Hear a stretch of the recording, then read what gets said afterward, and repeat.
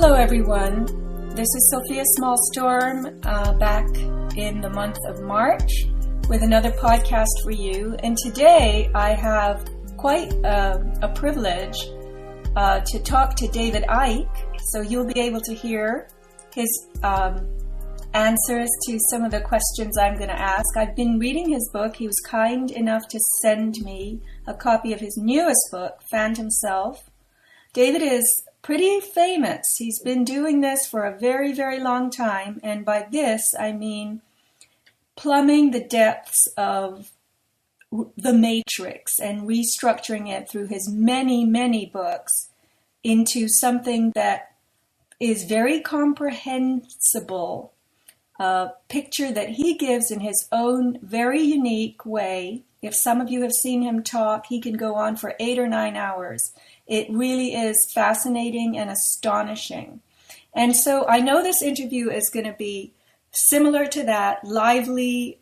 David he's a literal font of, I'll just say, expression that comes from a very singular person, as I have come to know him and his work. So welcome, David. How are you? Thank you. That's quite a build-up. I think I'll leave now. David, other people have built you up way more than that. You know that. So this book, Phantom Self, and I really want people to read it because it's not like his other books. I've got a couple of David's other books. This is really different. It's wholly different. And so, David, can you explain a little bit about this concept of Phantom Self, the reason you titled the book Phantom Self? Yeah, well, it was 26 years ago this month, on the 31st of this month, 26 years ago, that I walked into a psychic's front room and was told I was going to go out on this journey, this world stage, and reveal great secrets. And it's been a process of, there's two things gone on. First of all, from that moment, my life became an amazing synchronistic procession of people, experiences, information, books, documents, whatever, that were putting together the puzzle pieces to try to understand what this world really is. And secondly, it was my own personal experience, much of it has been very challenging, to get me to a point where I could break out of what I call the program enough to comprehend and access a point of observing this world that was beyond the programmed perceptions of this world. And as the years have passed, or appeared to, let us get into time, the various themes have become very clear. In the early days, it was information. It was this dot, that dot, the other dot, and then you go through a process where you start to connect the dots and make the picture, and then you go through another process where you start to realize which dots are merely interesting and which dots are really crucial. And eventually, it became clear that of course, there is a force hidden from humanity that is behind the world that humanity sees and the events that humanity sees, which appear to be, to most people, random, but in fact are anything but. And there was is a plan, an agenda for total human control. So as I began to understand this, and I got more and more evidence and information about it, and then I went through a big, if you like, further awakening process myself. And not long before and even during the writing of Phantom Self. And like I said earlier, I started to see more and more which dots were interesting and which dots were crucial to the real understanding.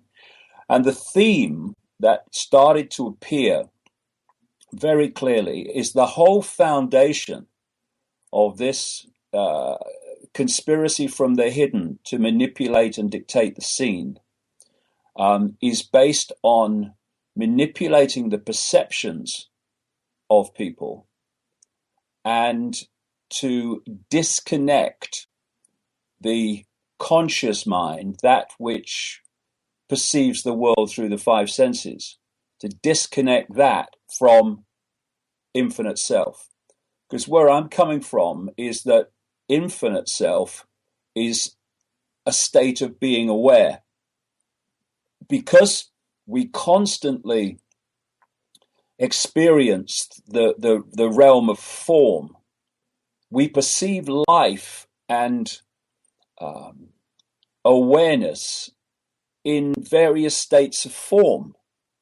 We link the two. I can understand that because they appear to be linked in the world of the seen.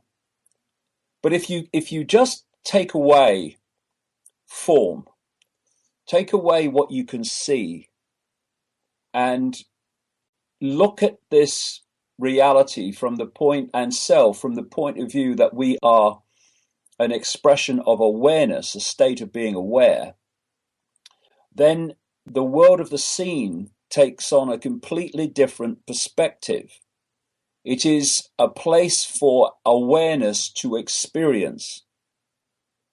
The world of the seen, the body, the brain, all this stuff is not the self. It is the experience of the real self, which is awareness.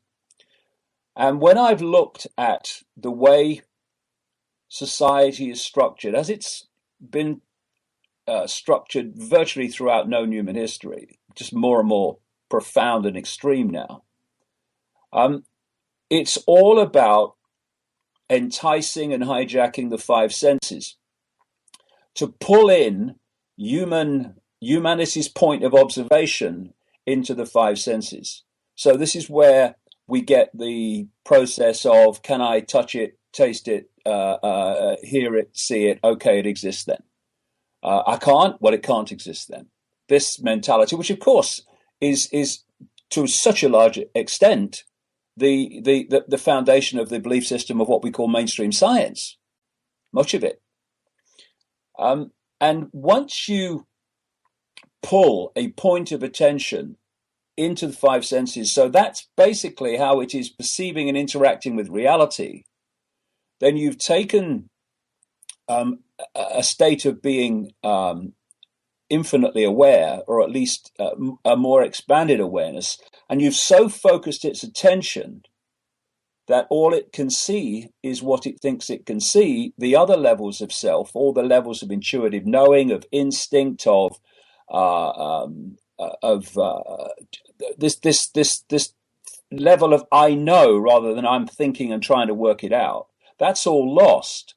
And there's a video on the internet I saw many years ago of people bouncing a basketball around, and the video at the start says something like, count how many times the ball is passed between whatever. And so what people then do is they focus their attention on the ball, and they're following the ball. That's their focus. And when you focus like that on a ball or on a dot, you lose peripheral vision because you're so focused on that. And at the end of this video, it says, did you see the gorilla? And the great majority of people, so this study said, do not see the gorilla. And what they do then is they play the video back, and suddenly, right in the middle, while people were watching, this gorilla walks in the middle of the players, looks around and walks off. And that is so fantastically symbolic of what I'm talking about in terms of a focus of attention on five sense reality, and you lose peripheral vision to see what's beyond that. And of course, once you're isolated in five sense reality, almost in totality, in terms of your self-identity and your perception of the world, then the only place that you can look to get a fix on, and information to give you a fix on who you are, where you are, and the nature of reality, is in that five sense world that you can only perceive.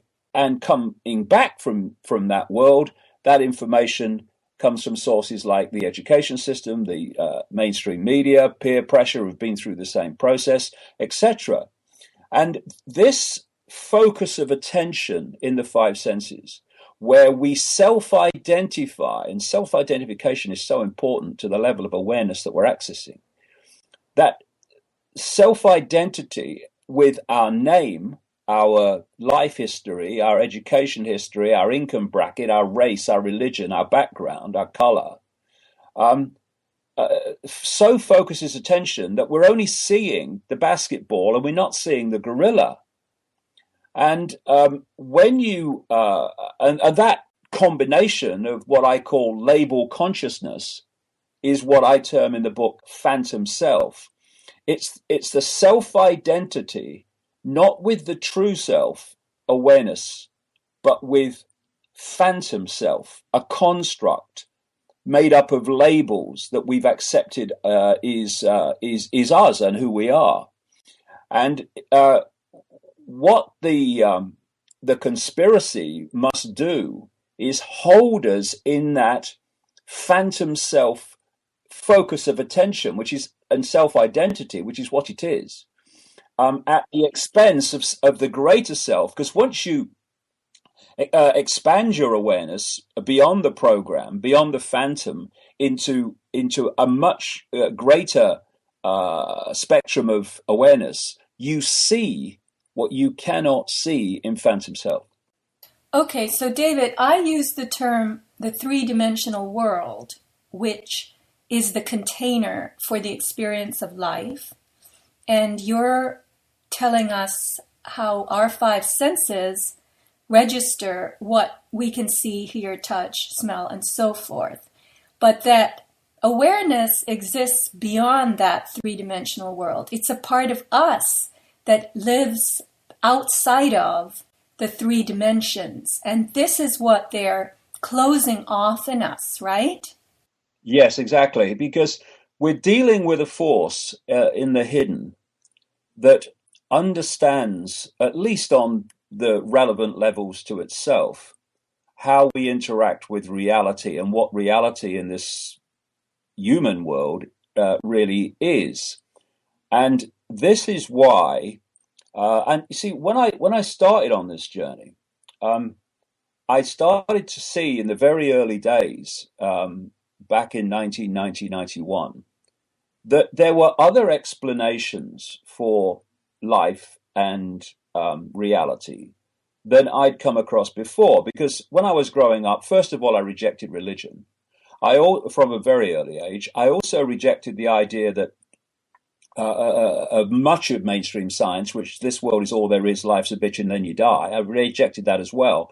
But I was getting on with my life. I was a professional soccer player. I then became a journalist. I then moved into television. I became a national spokesman for the British Green Party. And in you know, if you like, in human terms, I'd lived a very expansive life. And then I have this experience, and I start to come across all this information, and start to get all these kind of insights into reality beyond anything that I'd seen before. And my first question, right back nearly 26 years ago, was, why on earth have I not seen this before? Why isn't this taught in the schools? Why isn't this on the television? And of course, what happens then as you move along the process of uncovering, you realize there's a very good reason why that's not happening, because that which is controlling all that does not want it to happen, because the whole foundation of human control is this disconnection.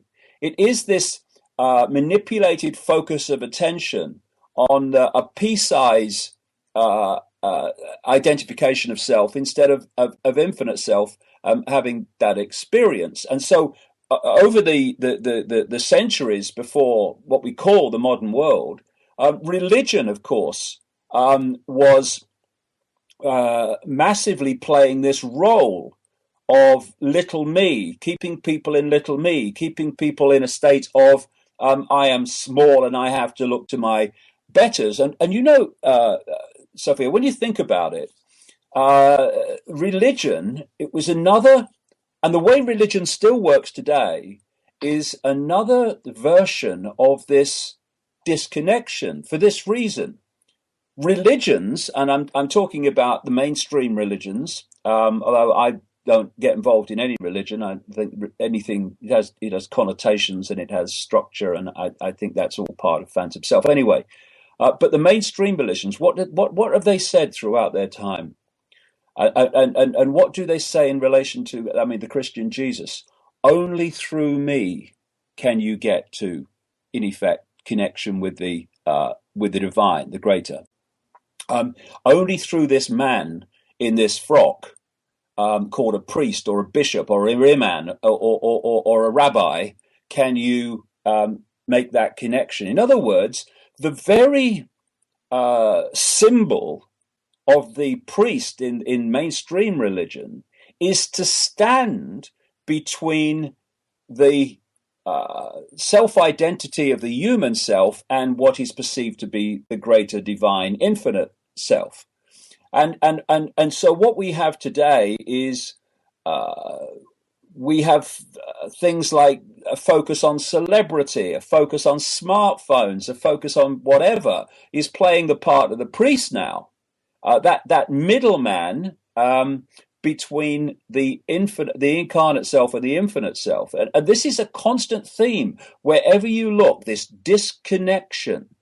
I remember I was in Australia, in Canberra, the capital. Horrible energy, Canberra, because it's been structured much like the center of Washington, D.C., along occult esoteric lines to manipulate energy. Anyway, there's this place in part of this esoteric geometrical system, which is kind of opposite the Parliament building, along a long straight road between the Parliament building. And at the bottom, they have this war memorial. And when you go into this big war memorial, which is a building, not just a plaque or something, when you see the people who've contributed to it, it's like a who's who of the Australian elite. And then you go in, and there's this one part of it which is incredibly symbolic. It's the tomb of the unknown or unnamed soldier. And you've got the tomb on the floor. And then there's four like massive, almost like pillars, but they're flat, like four flat parts of the wall going up to the ceiling. And on each of these walls, these four walls around the tomb, is painted. There's like a woman sailor, there's a male soldier, and so on, painted on the wall. And going out of the top of their heads is this white beam of light going out into infinity, basically, and sitting just above their heads in a position that says we are guarding this beam of light are these gargoyle, non-human kind of entities. I mean, it's bizarre. You think this is a war memorial to people who died in the wars, Australians, and you look at it and you think that is so symbolic of this positioning to stop the infinite self influencing the incarnate self. And, as we chatted privately before, this whole transhumanism agenda is part of extending that to go beyond the phantom self, to use technology to do and impose this disconnection. So, David, I want to ask you, what took you into that psychic's office to begin with back then? Crikey, that's a heck of a story. I'll make it as short as I can. I was a television presenter with the BBC. I was becoming very disillusioned with the media. I was sickened by the way it worked and the vacuous nature of it. And how people were so focused on career instead of the actual, what they were doing in terms of information. We could talk about news and stuff. And they used to have a saying at the BBC. They get so confused they stab each other in the chest. instead of the back. So I was really kind of becoming disillusioned with that whole world and that vacuous world. But what I started to happen in early would have been late late night. Well, no, early 1989. Yeah, that's what it would be. Yeah, early 1989. I started to feel that when I was in a room alone, I wasn't alone. There was something there, and although I've always been open to worlds beyond this world, even as a kid, it just made perfect sense to me. I mean, what do you mean this is the only world, and humans are the only form of life? Don't be daft. Always seemed crazy to me. Anyway, as the year moved on, this presence, if you like, got more and more powerful, more and more tangible, until by the end of 1989, going into 1990, it had become so. It was about this time, actually, in 1990, in the March, that I felt this presence so tangible that I was in a hotel room. Funnily enough, I'm going to stay in that hotel soon when I speak in London.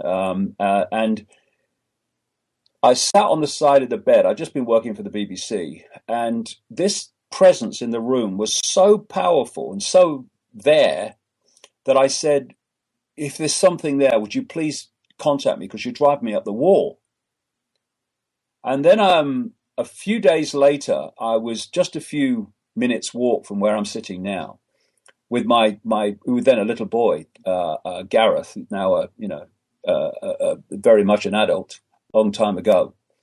In fact, like I say, 26 years ago this month, and we were going to have some lunch in a cafe. But when we got there, it was full, so we were going to walk off somewhere else. We were on the seafront at the time. But somebody stopped me to ask me about football, and I started chatting with them. And then I realised, Gareth wasn't there anymore, but I knew where he was. He was in a bookshop right next to me, a newspaper shop. So I walked into the newspaper shop, and there was Gareth reading one of the books. And I said to him, "Come on, Gaz, we'll go in the town and get some lunch." And as I turned to move, my feet wouldn't move. And I was engulfed in something which I didn't understand, but I do understand now. It was an electromagnetic field of some kind, and I can't move my feet, and there's this kind of humming type energy around me, vibrating, and it wasn't a voice, but it was a very strong, like, thought form passed through my mind, which said, "Go and look at the books on the far side." So I'm stood there in complete bewilderment, in a daze, wondering what on earth's going on. And I started walking towards the books. But suddenly my feet were free, and I could walk.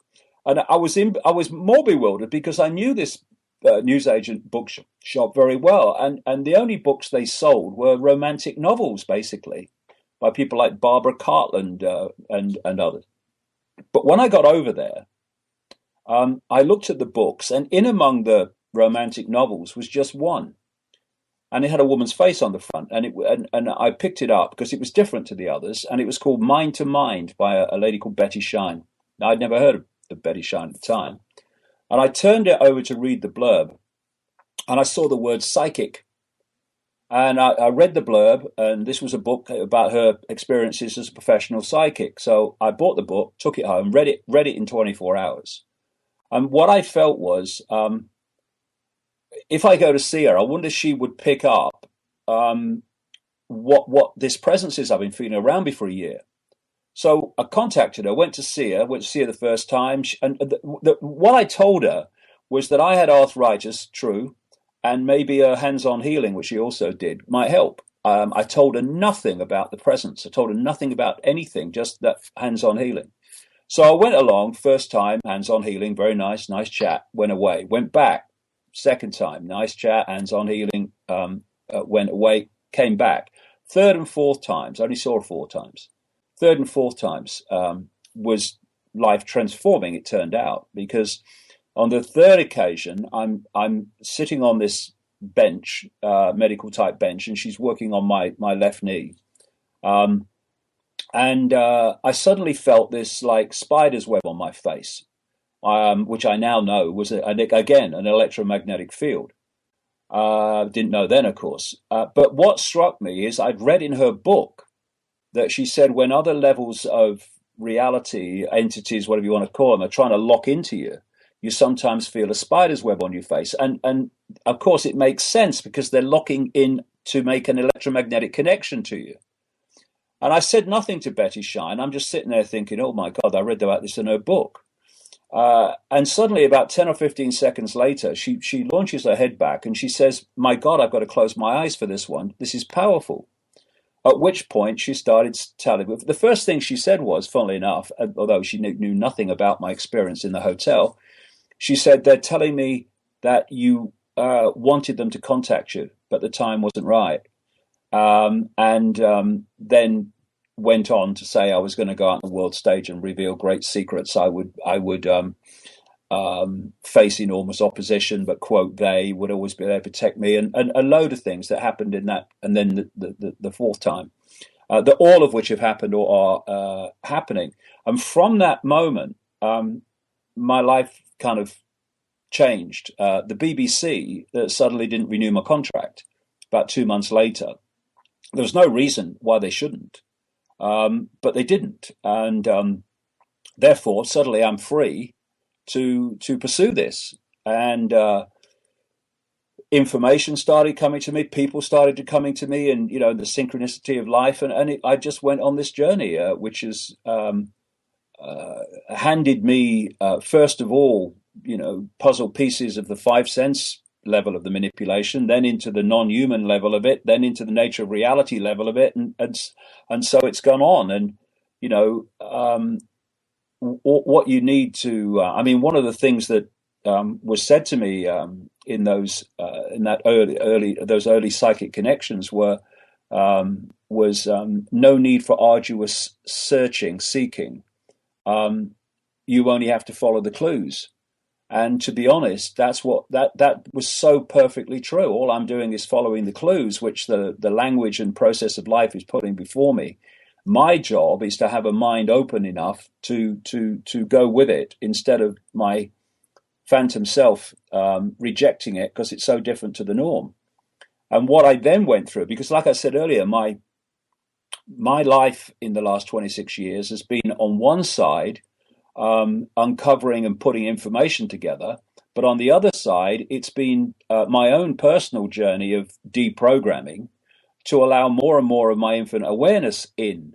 And one of the what happened is that eventually I was well known in Britain because I was on the national television until the BBC let me go.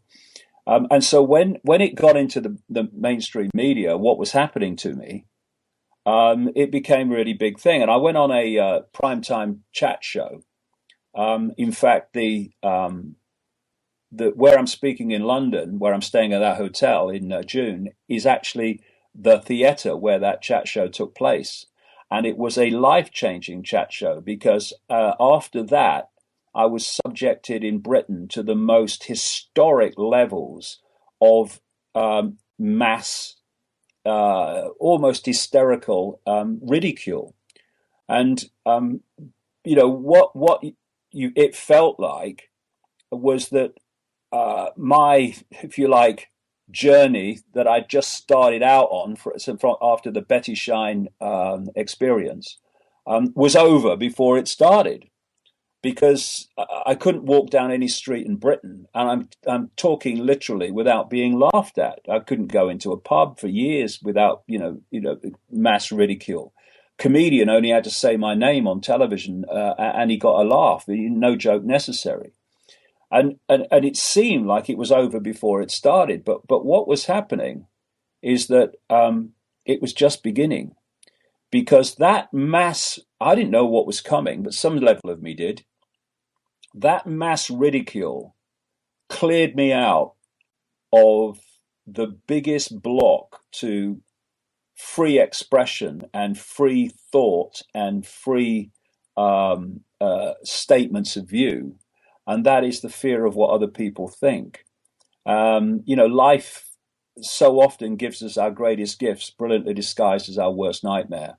And I was going through my worst nightmare. But as a result of that incredible level of ridicule, I let go of the fear of what other people thought. And so when this information moved out of five sense manipulation alone into the non-human level of it, into the nature of reality, and into the illusory nature of reality, because I'd been cleared out of that fear of what other people thought of me, I could communicate that without any mental gymnastics saying, well, hold on a minute, I feel this is true, but I can't say it. I mean, what are people going to say? I'd lost it. And I'd lost that concern. And so when I look at my life, it's sort of, and anyone else on these journeys, in the same way, would look at their life and they would see, yes, I've been led to information, but I've also been led to experience, which is getting me in a more a state where these layers of programming can be unraveled, so that I'm in a better state to communicate that information, and not only that, to access greater levels and greater depths of information, because you're no longer being imprisoned by the program and all the assumptions of the program that are put in is from cradle to grave. So that's all very, very fascinating, and it's great that you've lived this, and you've kind of been that was almost like a rebirth that you had through all the ridicule. And so you are responding to the zigzag trail of clues or breadcrumbs that's being thrown in front of you by something that appears to be working with you, I guess we could say. And you are now delivering insights and a dot connection and an interpretation to us, to audiences, to readers of your books. And people are learning from that. I mean, that's a service that you're giving. So I want to ask you, I am assuming that you're encouraging others to do exactly what you have done, namely to step out of the phantom self and be open to these, well, I don't know, they're messages or bits and pieces of happenings, and to try to reconstruct their lives in this extremely new, much bigger way. Well, yeah, I mean, there's a number of things to say to that. First of all, just going on from what I've just said, it might be worth including that in those early days, I was bumping into psychics, all over the place. Having gone to Betty Shine, and she was the first one I'd ever met. Suddenly I was into 3 or 4, and in not looking for them, but them dropping into my life, and they were all kind of giving me information, not knowing what the others had said, that was along this same theme. And one of the common themes was that there was coming, or there was in the process of coming, a vibrational information change. I call it information change now, but a vibrational frequency change, an energetic change that was going to wake humanity up from its coma. There were 2 parts of it. First of all, that where humanity was going to start to open its mind to things that it would have rejected before, that people who were more awake were going to be affected by this change first, and then even people at that time who were seriously asleep were going to start to be affected by it. And the other effect, I was told, of this energetic change was that these were the words of one message to me, that all that has been hidden was going to be revealed, basically. And when you think that this was happening to me in the early months of around the spring of 1990, and there was absolutely no evidence of any of this, And now you see the extraordinary number of people compared with then who are reassessing their perceptions of self, their self-identity, the way they see the world, reality, and world events. Then it is extraordinary. And because of what I was told this energetic change would do, I gave it the name the Truth Vibrations, which was the name of the first book I wrote in something of a daze during 1990, trying to understand what was happening to me.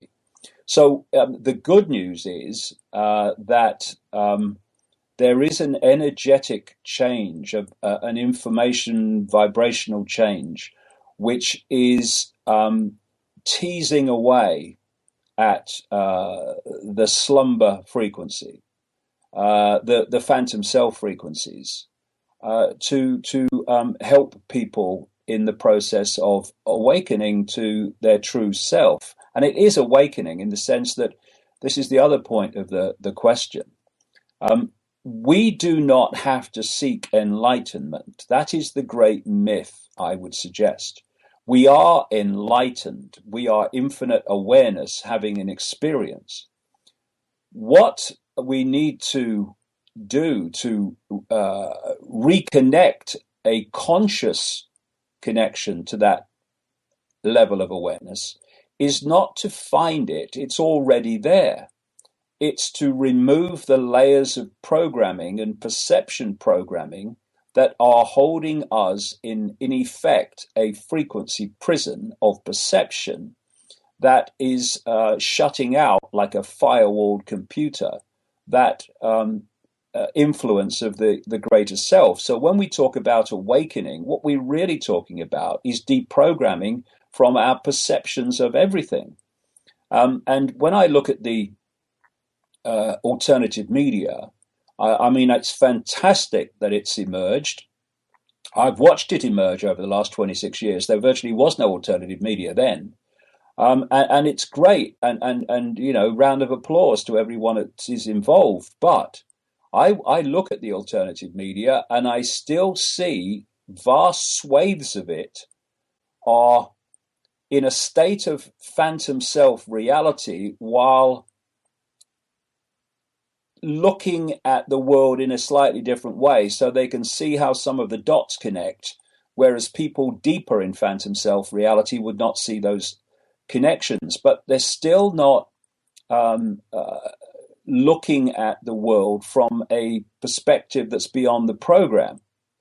And therefore, if you are entrapped, as I would see it, they would see it otherwise. But if you are entrapped in a belief system of some religion, or a belief system in the scientific mainstream, or a political belief system, or a nationalistic belief system, whatever, then your focus of attention is still in the phantom self realm. And when you're looking for solutions to the problems you are uncovering and the manipulation you're uncovering, all you can see is 5 sense answers, because to you the 5 sense world is where everything is at. So it's very difficult from that perspective, Sofia, to see solutions apart from stockpiling weapons and fighting the enemy. And you know, if you go down that road, well, the quote enemy has state-of-the-art technology and state-of-the-art weaponry. You know, so it can seem desperate. It can seem impossible, the odds that are being faced. But if you can expand your perception of reality beyond the program into the realms of pure awareness, you then see that this world is simply an expression of a state of awareness. This world collectively reflects the phantom self perception of everything. And thus, it's a state of limitation. It's a state of little me. It's a state of I'm limited and I'm little me. Therefore, I have to look to my betters to tell me what to think, to run the world for me, to do all the things that I obviously do not have the capacity to do. You look in the mirror and you see the reflection and you think that's me and that's the entirety of me. So all you can do again is think limitation. I can't. And of course, that's where this force wants humanity to be, because then it's a piece of cake to manipulate and control literally billions of people. But if you realize that as you expand your awareness and your sense of reality, then you can go into those realms where this world is manifested from. In simple terms, if you don't like a movie, then it's no good standing on the movie theater stage shouting at the movie and hurling abuse at the movie, because it doesn't matter what you do. It doesn't matter how many placards you walk around with demanding change in the movie. It's not going to change, because it's a movie. It's a projection on a screen. It's not where it's coming from. You've got to get to the source, the projector, and you've got to change the real. And that comes not from the world that we see, it comes from the world that we don't see. So it's just as this world is manipulated and directed from the unseen into the seen, so the way to turn this around has to come from the unseen into the seen, because the seen just does what the unseen has told it to do. Because our reality is in effect like a Wi-Fi field or fields, and symbolically and in many ways literally, and we are decoding information from those fields, just like the computer in front of me decodes the Wi-Fi internet, if I had it, onto the screen as a collective reality. A collective reality, the World Wide Web, that can be accessed. The same reality can be accessed anywhere in the world if you have a log-on to get onto that collective reality, and you can put on the screen in Sydney, Australia, what someone's putting on the screen in New York, or you can put something very different on the screen to what someone else is doing, just as we live our lives in that way. And so we are decoding that information field into a reality, which I would suggest is simply a holographic version of the World Wide Web. And if you are, because my contention is that this universe is actually a quantum computer version of a computer game in the most simplest way of explaining it. And the body, the biological computer, I call it, which again is energetic in its base form, is interacting with this quantum computer universe, which is interactive. We take information from the fields and turn that into a collective reality we think is physical but isn't. But we also post into those fields our own perceptions, our own state of being, and thus change the field as the field affects us. And if you are in a state of focus in the five senses, then that state of highly concentrated focus will mean that you can only access that range of the quantum universe. Thus, what you're interacting with, and thus what you can manifest and what you can understand, is a fraction of what it would be and can be if you expanded your awareness. So a much greater level of your conscious self is interacting with the field. Now you're seeing things and understanding things and getting insights that the five senses alone would never get.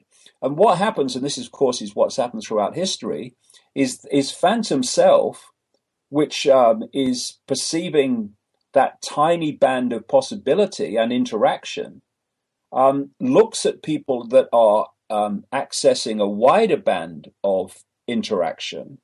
And because they're perceiving things in a completely different way, They're the ones throughout history, still now, who have been ridiculed, who have been burned at the stake, who have been condemned as dangerous and locked away, because what we call normal, this is a very important point, I would suggest, what we call normal has become equated with sanity. What has become known as normal is equated with how things are, when all it is, normal, is what you normally experience.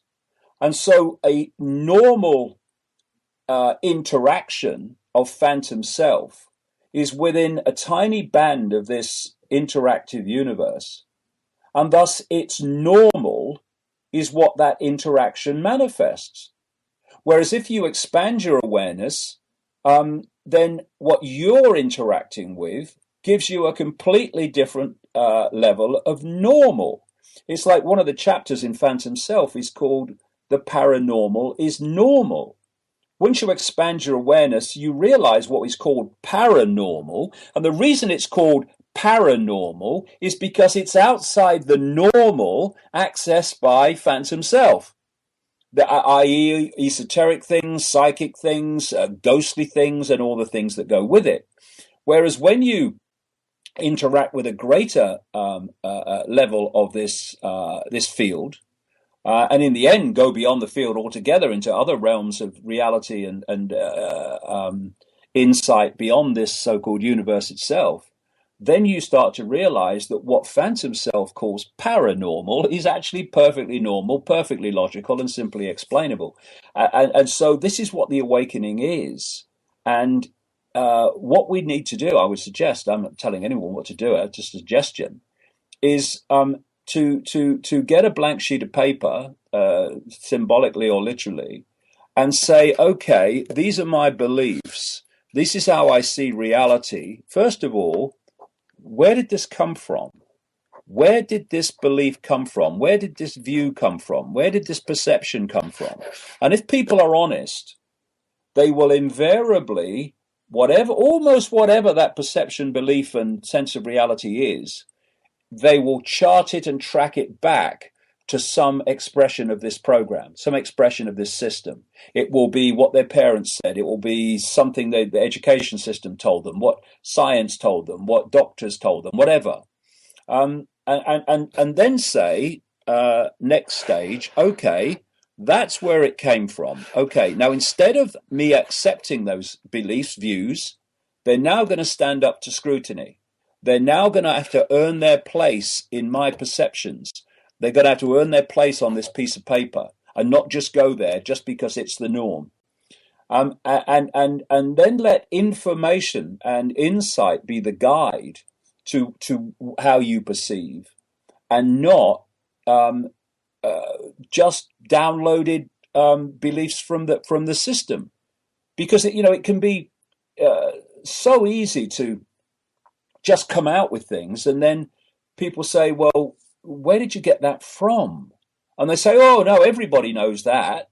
Well, no, I don't know that because I don't think it's right. So where did you get it from? And very quickly, they're lost about where they got it from. It was just, well, that's how it is, isn't it? Well, actually, maybe it's not.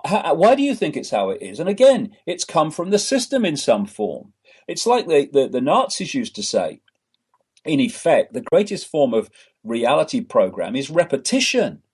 When you keep being told from cradle to grave through parents, education system, and scientists and media and what have you, the same thing, and all the peers around you, peer pressure is telling you the same thing because they've been through the same system, then suddenly, purely by repetition, you get a view of how things are. But when you break it down, where it's come from, oh yeah, well, the scientist said it. Well, where's he got it from? Oh, I heard it I read it in the newspaper. Well, where did they get it from? They got it from the scientists, right? It's like what we have is this system of what I call repeaters. If you look at scientists, they're repeating the song sheet, apart from the renegade ones that are really proper scientists who are really in search of the truth, whatever it is. Most scientists are repeating what the song sheet view is of mainstream science, the scientific establishment, about whatever they're talking about. What are doctors doing? They're repeating what they learned at medical school and what the pharmaceutical companies are telling them. You look at journalists; they're just repeating what government says, repeating what doctors say, repeating what scientists say. It's all repeating. And if we say, well, okay, what are you repeating? Where's the source of this information you keep repeating? You'll go back to the system, which is a download, systematic download. That's what education's there for in its current form. That gives you your belief system for life, which helps to construct phantom self. Well, David, now that you've taken a pause, I want to ask you this.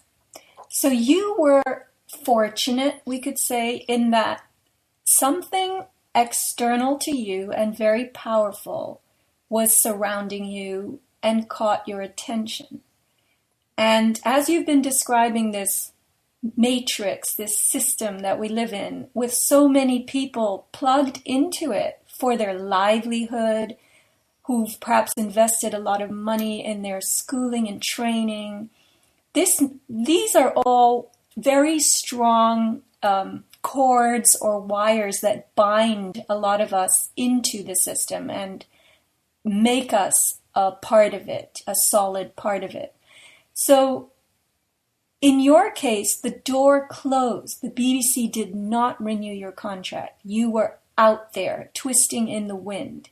You had the advantage of having this powerful force get your attention, even to root you in that news shop and get you over to that book and introduce you to Betty Shine. I mean, it literally pushed you into her. Yeah. Right? So people like the rest of us, let's just say, it's going to be difficult for people to, all right, pull the plug. I'm going to pull the plug. I'm going to quit my job at the hospital as an ER doctor. I'm just going to walk away and I'm going to wait for the clues and I'm going to see what happens. And I am willing to bet that if they were to do that, things would happen. They would have what I call the crooked path. You know, one of my favorite sayings is a straight line is the quickest way to the wrong place. And therefore, our real life, the discovery of this real self, would involve a bunch of zigzags. But, you know, that's not how the system works. The system says, no. If you go to this college, you'll get into this PhD program or law school, and then you become this professional, and you'll make lots of money, and you'll do good things for other people because you'll have skills and be trained, highly trained, credentialed. That's what they call it. So it's a big leap for people to just jump into the black pool, jump into the, dark abyss and hope for the best. And as I said just a minute ago, I believe the best will happen. And for many of us, the doors have closed as they did with you. But there are those who aren't going to be willing to unplug from the system just on the bet that they could enlarge and redefine themselves and live a much more meaningful life by giving all this up. Well, I don't think they have to. You see, for me, one of the most powerful energies of transformation is intent. Now, when you come into the world as I did, clearly, I mean, in those early days, these messages that were giving me all this information and telling me where I was going to go, and I was going, what? Included the fact that it was all in the words that were used, it was all arranged and organized a long time ago. And therefore that I had come to do this, and therefore this is why this was happening. It wasn't random.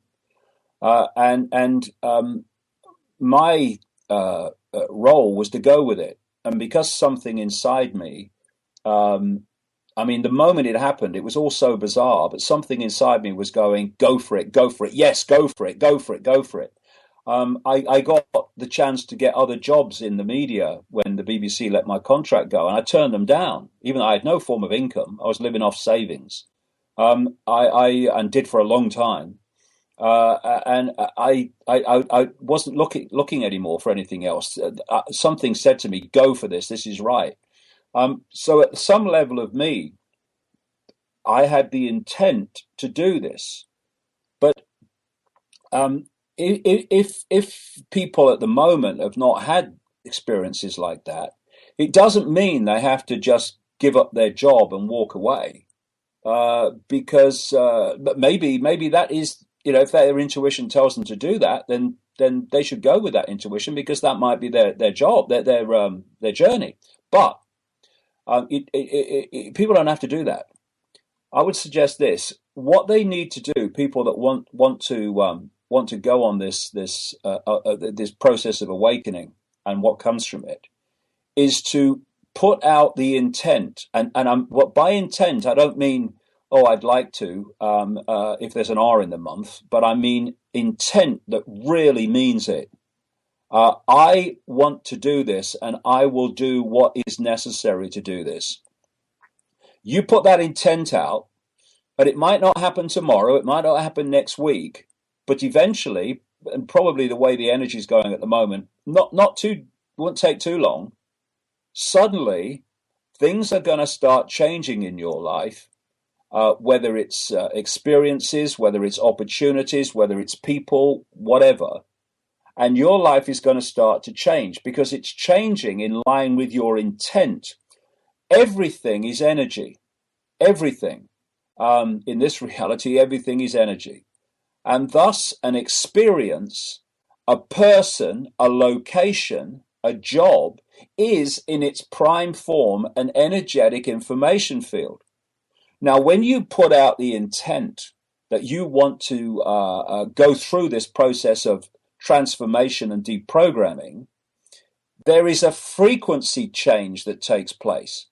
That intent starts to broadcast a frequency, and that frequency will sync with and draw to it through something I call vibrational magnetism, a kind of form of electromagnetics in the reality we're experiencing.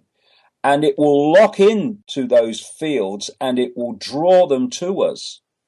And in the manifest world, where we turn those fields into holographic, apparently physical expressions, people come into our lives as they did with me. Information, opportunities come into your life, and they start to pull you and draw you and lead you into a certain direction.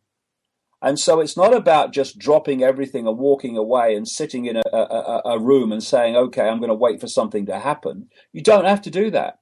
Once that intent goes out, you can carry on what you're doing for a while, and then you start to watch things change.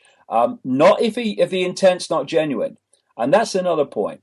As with me, so with everyone, when you put out that intent and this synchronization of intent with information fields that connect to that intent start to come towards you, then we'll see what your intent really is. Because often, people think, I'm going to be spiritual now.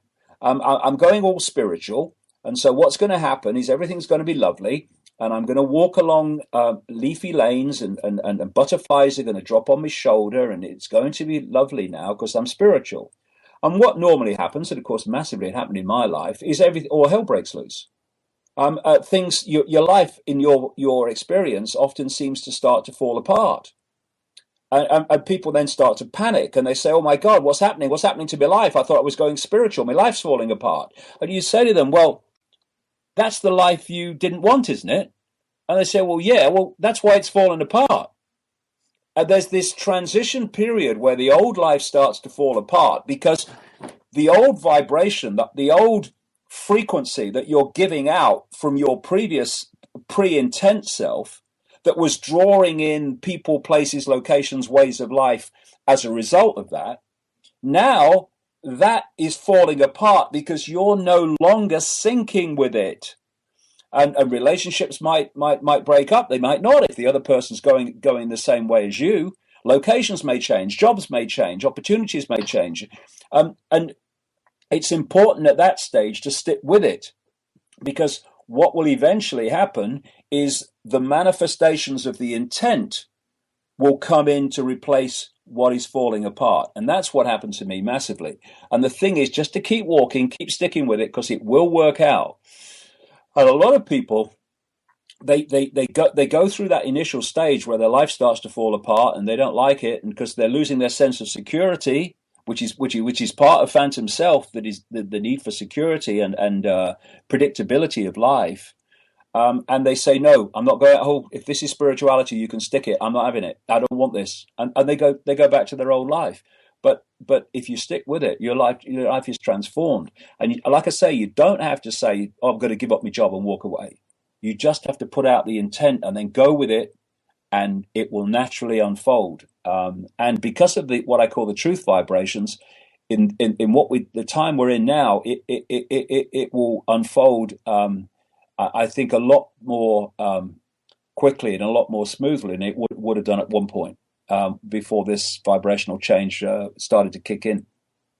Well, David, that's very helpful. I really mean that. And I know how scared so many people are. They're stuck in a matrix job, which means they have matrix people around them. They have a bunch of phantom selves operating right alongside them, and it's driving them crazy, but they believe they need a paycheck, and they wouldn't be able to do much if they didn't have that influx of,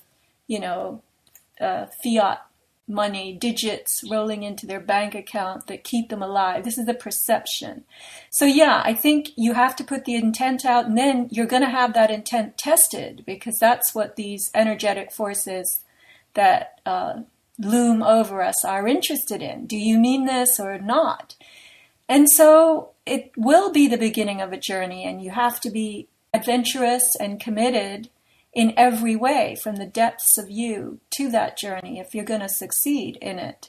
And you haven't been through easy times. I know that. I mean, between the ridicule and the physical, the arthritis, there's been lots and lots and lots of tests for you, and experience of tests and pain and hardship. That's part of being human, I think. And we've got to show that we can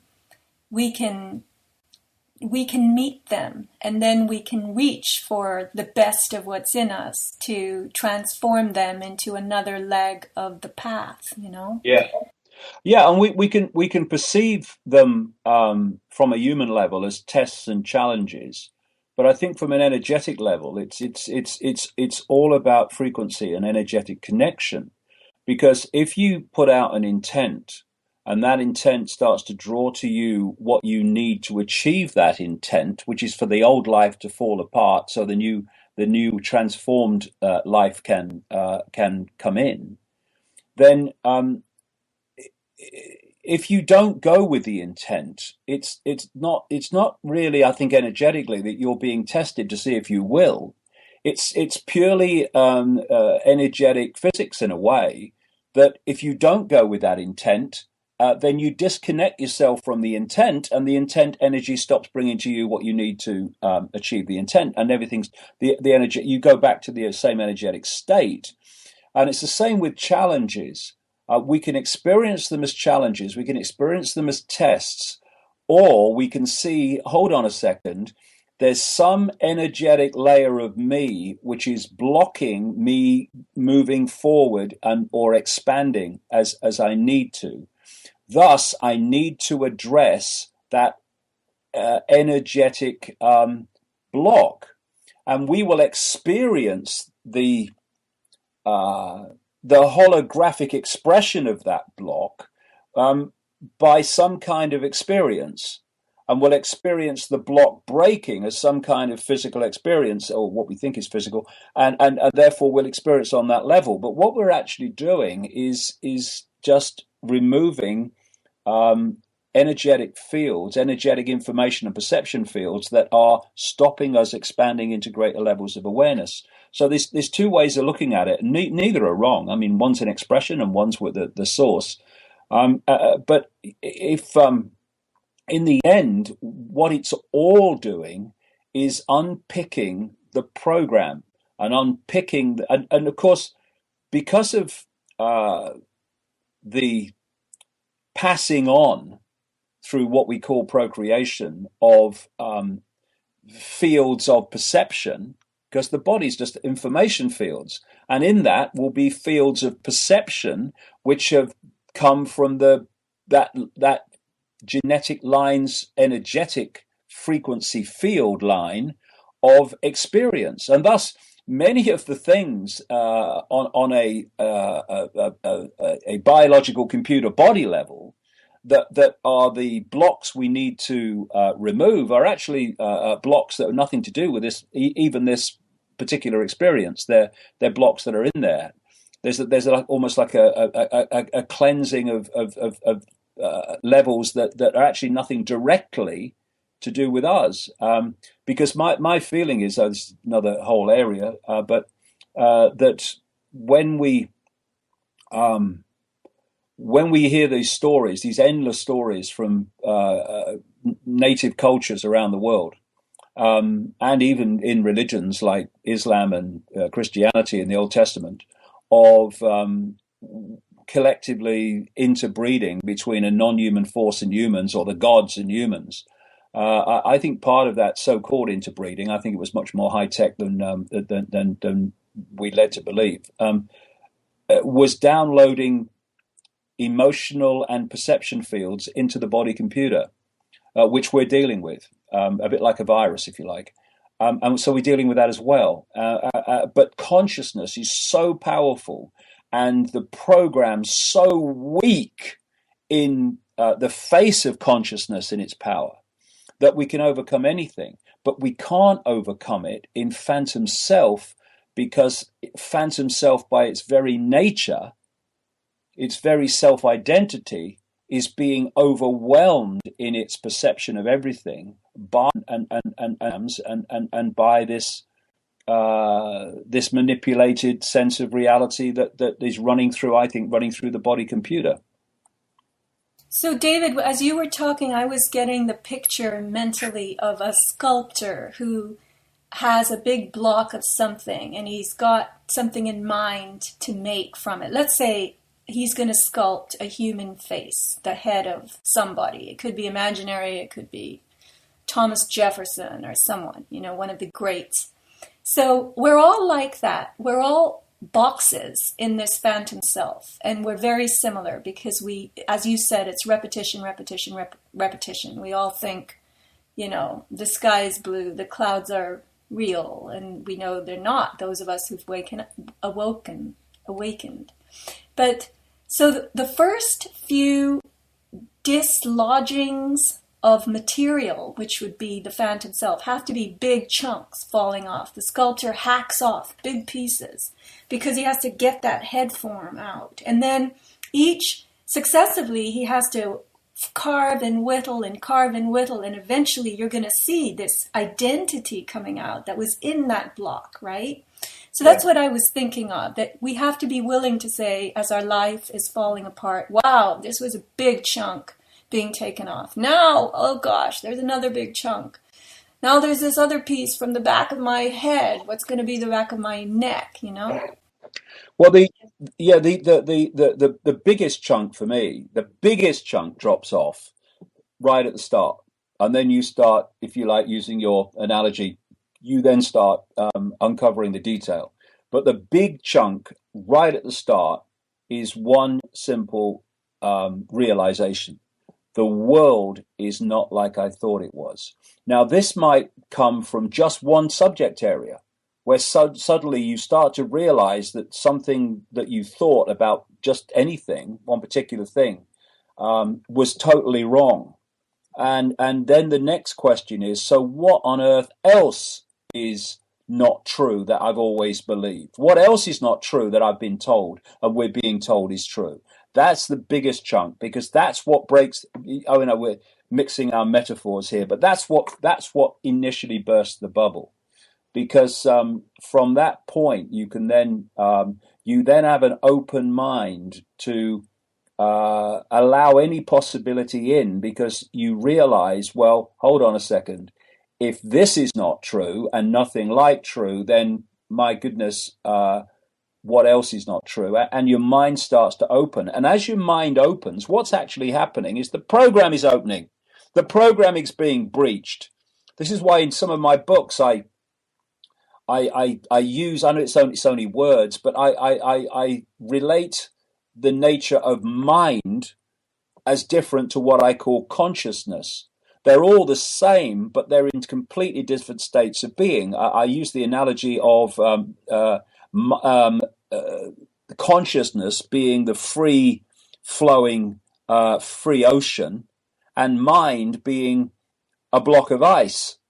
It's still water, but it's in a different state. And mind is, to me, is very accurately symbolized in Phantom Self mode as a block of ice compared with the infinite ocean, flowing ocean of consciousness. And once that realization is absorbed and encompassed, that actually, hold on a second, I'm going to look at everything again, because what else is not true that I've always thought was true? That block of ice starts to melt, because its rigidity, its state of frozen solidity, if you like, comes from a frozen solidity of perception, a refusal to move out of a frozen perception solidity from the program you've downloaded and accepted as reality. And people will recognize that if they've met a lot of mainstream scientists, a lot of mainstream doctors, a lot of mainstream journalists, mainstream politicians. They will see, symbolically, they will see that block of ice that they use as a mind. And what the awakening is doing is it's unfreezing. It's unfreezing. It's unsolidifying by letting the flow of possibility free to go where it wants to go, and go where it can take us. And that's the big breach, I think, happens at the start when you go through that initial, okay, I'm looking at the world differently now, and I'm open to anything, because what I've just learned about what's not true is crazy. And then you start getting the chisel out, and then you can start knocking off the detail. But that initial breakthrough, I think, is where the biggest chunks of the program fall. Yeah, that's very well said. The analogy of the frozen ice being the rigidity of mind, and then the awareness being the flowing water. So I want to ask you this question. In your book and in a couple of recent interviews that I've heard of yours, you say that all there is really is infinite love. So I want you, if you can you explain what infinite love is? Yeah, it's difficult, because the word love has been so misrepresented. We have infinite love, and then we have what I call mind love, which is basically attraction. And the nearest thing to infinite love that we have in this world is friendship. So many relationships that are based on attraction are what I call mind love. And therefore, when the initial attraction starts to fade, there's nothing left. Whereas friendship goes on forever. A friend might not like everything you do, but they'll always be there for you. And so that in many ways is unconditional love. And because we have so ruined the meaning of the word love, we have to put things like unconditional and infinite in front of it. And I years and years ago now met someone who'd been in government mind control programs, and he told me that he could have made anyone fall in love with anyone else by stimulating chemicals in the brain, and that he'd done it. He can make people who otherwise would be completely not attracted to each other, even repelled. He could make them fall in love with each other in mind love by stimulating these particular chemicals. Infinite love is beyond that, and infinite love for me is infinite awareness in awareness of itself.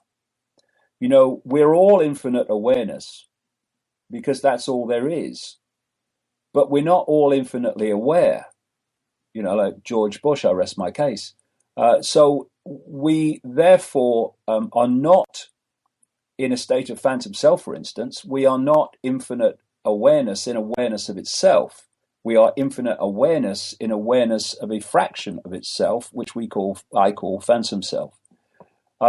Infinite awareness, which I would say also equate to infinite love, infinite balance, infinite possibility, is that state of awareness that's in awareness of its infinite, that it is infinite awareness.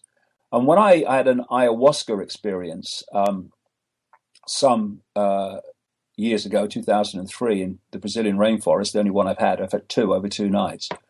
I on the second night, went into an altered state for 5 hours and was taken by this very powerful female voice and very funny female voice. I mean, I laughed so much that night. I was in agony because this voice took me on a journey to show me the illusory nature of reality, how all the things that we thought were physical and everything we thought was real was actually just an illusion, a decoded illusion, a illusion of perception.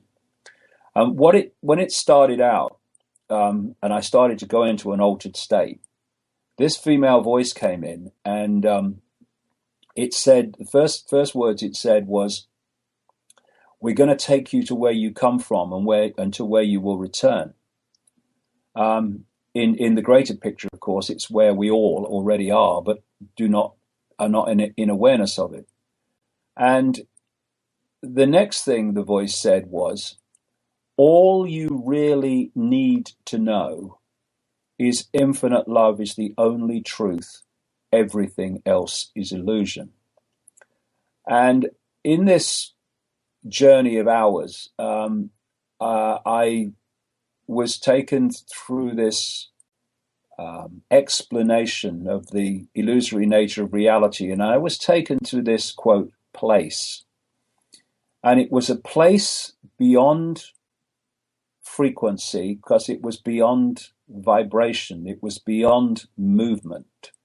It was the silent, still, all that is, has been, and ever can be. And when you hear things like that, most people say that's ridiculous. How can anything be, is, and has been, and anything can be? Well, very simply, there's one thing that can be all of that, and that's all possibility. And this state, I say place, this state which manifested as a place, had such extraordinary levels of pure, unconditional love, bliss, all-knowingness. It was beyond description. And I was told that from this point of silent, still, all possibility, everything became manifest, or could be made manifest. And I have read since people who've had near-death experiences who have described the same experience, and one gave it the name, the dazzling darkness, which is a terrific description, because as I was experiencing this still, silent, incredibly beyond description, loving, all-knowingness, in this experience. It was black, but it was alive with light. And it's impossible without experiencing it to describe what seems to be a contradiction but isn't. And I was interested to see these other people in near-death experiences who would experience that same thing. The dazzling darkness is a wonderful description. That is the true self. That is infinite awareness in awareness of itself. And everything in the world of form, in the world of manifestation, is an expression of that, most of which is not in the world of form, in awareness of that is what it is. And phantom self, of course, is massively disconnected from that level of awareness. It's that state of unconditional love. You know, it's like the parable of the prodigal son. One son stays at home and looks after his father and does all the things his father would like, in effect, and the other son goes away and goes through experiences and challenges and comes back, and the father loves the son who went away as much as the son who stayed. That's the kind of feeling that you got, because as I interacted with this dazzling darkness, so much I just knew without being told, without this voice saying, well, A, B, C, D, I just knew, because there was an interaction with it and a communication with it that was beyond anything that was to do with voice, even to do with telepathy. It was beyond that. It was just tapping into a knowingness. And so no matter, and this is the bottom line, no matter what happens to us in these experiences, no matter what we do and how we dislike ourselves and wish we'd have done something else, instead of seeing it as just an experience, taking what it gives you and moving on, however, quote, bad we are, however, quote, unsuccessful we are by other people's version of success, no matter what's happening in our lives now, we are infinite awareness having an experience. When the experience is over, we are infinite awareness having another experience. When we, quote, die, we are infinite awareness moving to another reality of experience. And no matter what we do, the love of the infinite is totally and utterly guaranteed, because we are all an expression of that. And in so many ways, the dazzling darkness is itself evolving knowledge and awareness from its expressions having experience. It's absorbing all these experiences and moving itself, because nothing remains the same. And so it's a long way from I am Ethel working in the store, I have no power, which is where the system wants us, to these levels of true self. And no matter whether you're Ethel in the store or President of the United States, you're still an expression of the infinite. No matter if you are some entity that's so lost, so disconnected from this dazzling darkness that it enters the realms of psychopathic behavior, it's still infinite love. Whenever it chooses to reconnect with it, it's always there, because it's what it is beyond the programmed perceptions, thus the psychopathic behavior. So, you know, there's so many ways of looking at this. There's so many angles from which to see it. And you can see it from 9/11 was an inside job. And we need to understand those things. But if we only focus on those things, you'll never find answers. The answers are far more, totally, in the end, with the dazzling darkness and connection with it, than it is stockpiling weapons to fight the enemy in a fake war, in a fake reality, as we play around a fake illusion of what life really is. David, that was very, very profound. What I'm getting from this is what you're saying in your interpretation, because that's what it is that each of us, each thing around us, animals, all that, we're an expression of this infinite love, and we are it, and it is us. And so no matter how, hopeless we might feel about, for instance, unplugging from the matrix and walking the new path and chipping away the phantom self to reveal the real self, we are that infinite, dazzling darkness, and it is interested in us, you could say. It speaks to us through little nudges and clues, as you once called it earlier in this show. And so if we could recognize that we're it and it is us and we're joined to it, and you could even say perhaps it cares about us, then through that bond we can wake up more confidently, maybe. Well, you have infinite awareness and awareness of itself, all possibility, all knowing. All that is, has been, and ever can be. And that is what we are at our core. And our choice is to deprogram the layers that stop us accessing that, or to let those programs go so we become that. This is the point. It's like, this game that kids play at parties called Pass the Parcel.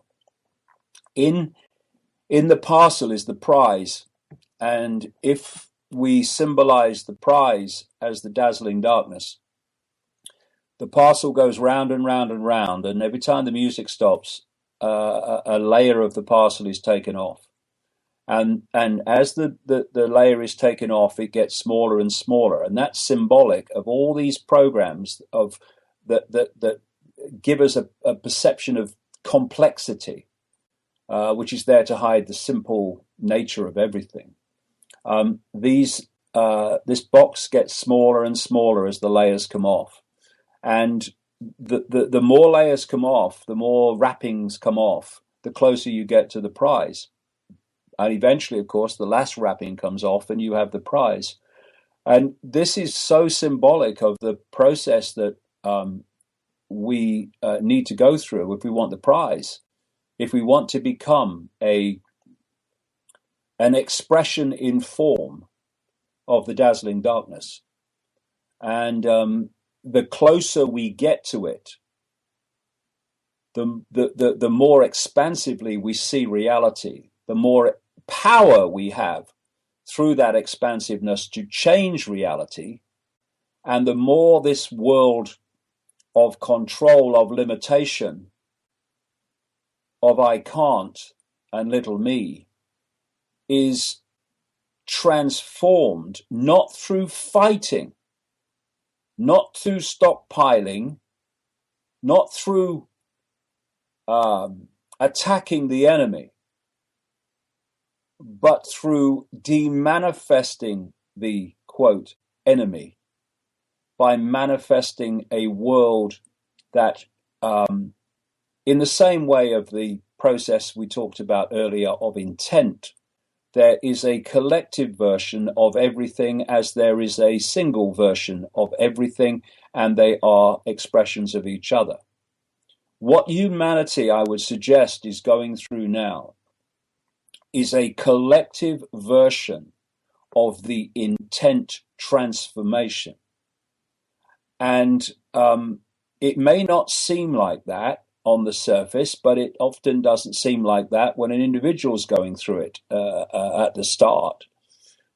But as people awaken and change their perceptions and change their intent, so collectively that process of breaking down the old collective self, so the new one, the collective reality, so the new one can emerge, we are going through that now. And what appears to be so nightmarish and is in the experiencing for so many people, not least in places like Syria, Libya, and all these other targets, what we're actually seeing, I would suggest, is the breakdown of the old order. And that which is behind the old order has been able to manifest that order by manipulating the perceptions of humanity en masse, which through that collective perception of reality has manifested the experienced reality that we have called the world.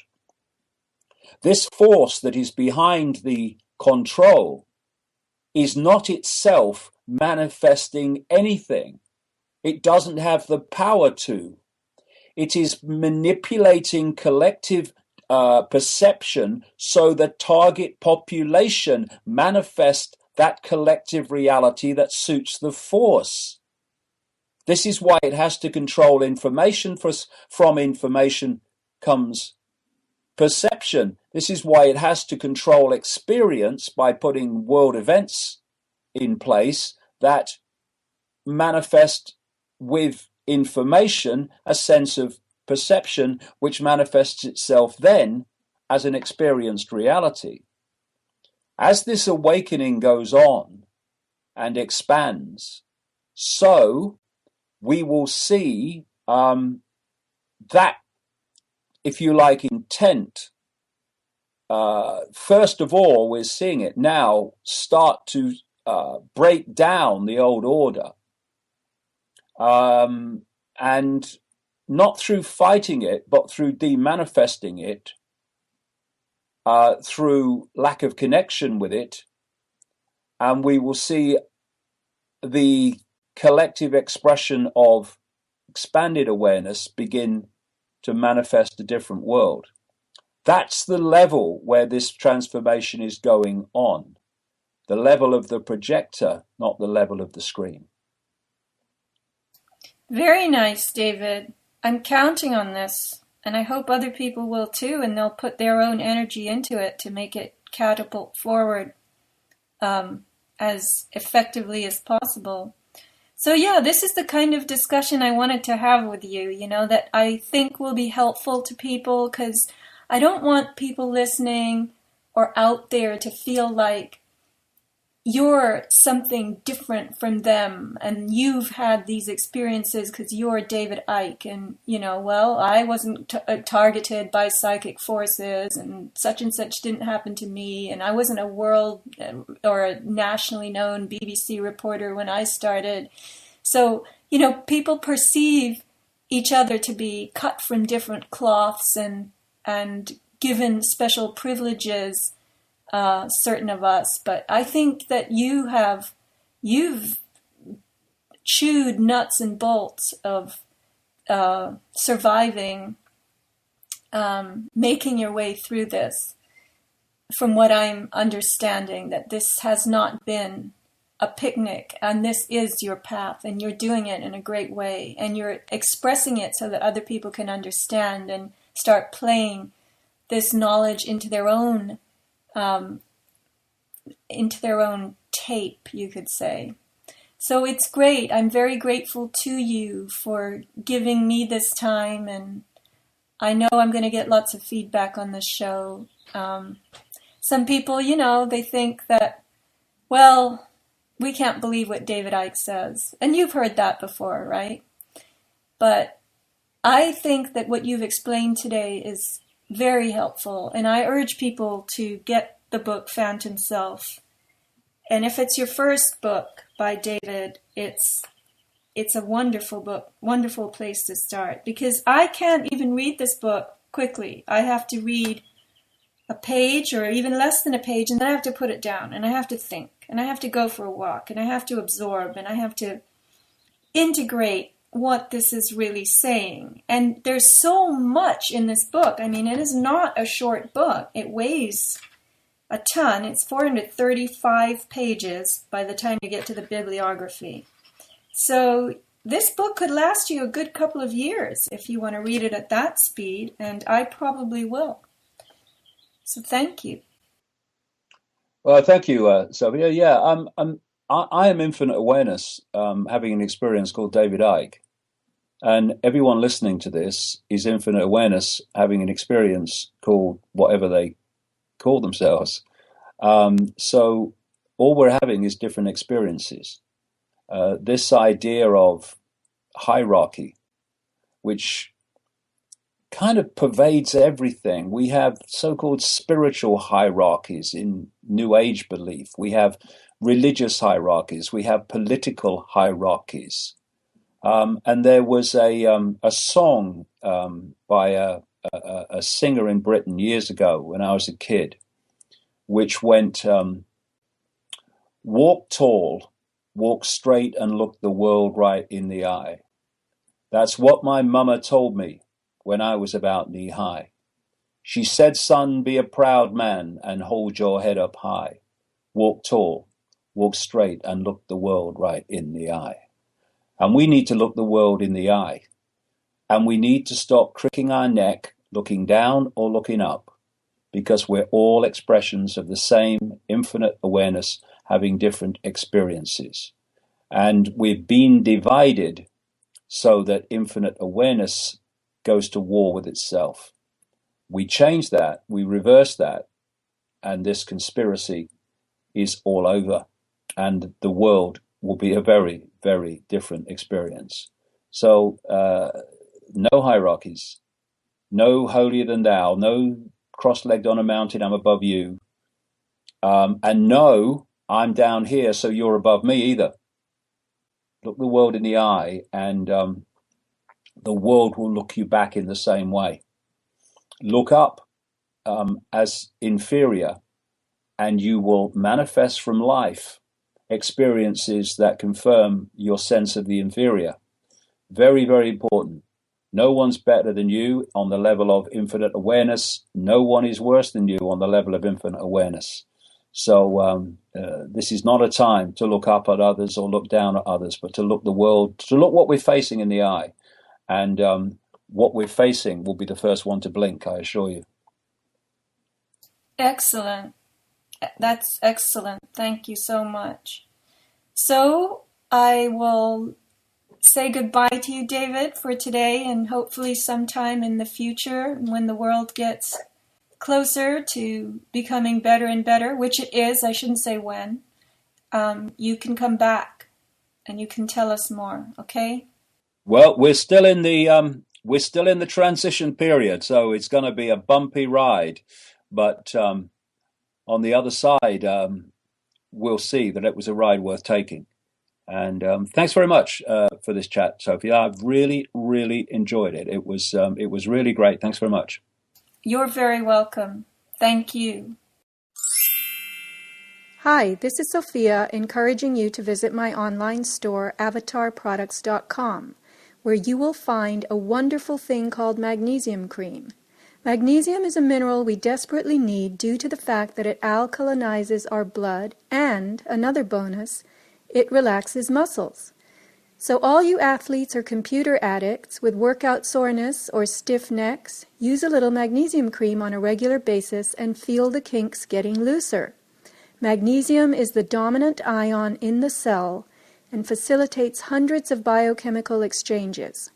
Using it transdermally through the skin means you can put it right on those chronic pain spots and it still gets absorbed to work systemically. A 3-ounce tube is easy to carry around and a great gift for aging parents, introducing them to natural chemistry for rapid pain relief for arthritis and joints, and great overall cellular support. It's at avatarproducts.com in the Sun and Skin section.